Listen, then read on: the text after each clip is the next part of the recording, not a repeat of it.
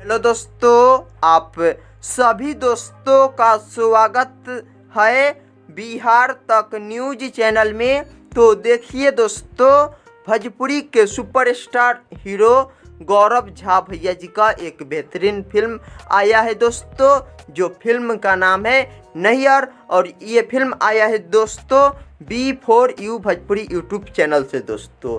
तो आप सभी दोस्तों जाकर देख सकते हैं।